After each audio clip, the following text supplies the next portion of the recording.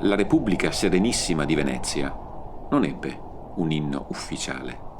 Negli anni, molti brani sono stati considerati tali, ma alcuni furono concepiti dopo la sua caduta.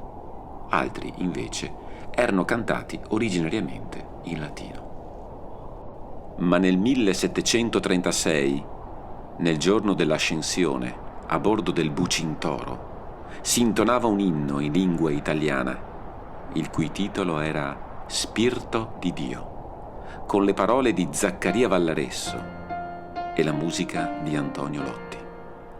Le parole recitavano così: Spirito di Dio, che essendo il mondo infante, tanto sull'onde il pie posarvi piacque, fate liete quest'acque, dove la nostra fe più salda e pura, di pietà e di valor con prove tante, dei secoli nel corso intatta dura, estendasi regnante, da mare a mar, la veneta fortuna, finché eclisse fatal tolga la luna.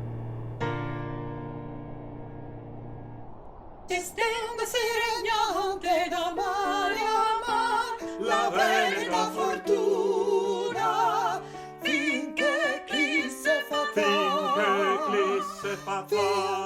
finché eclisse fatal, tolga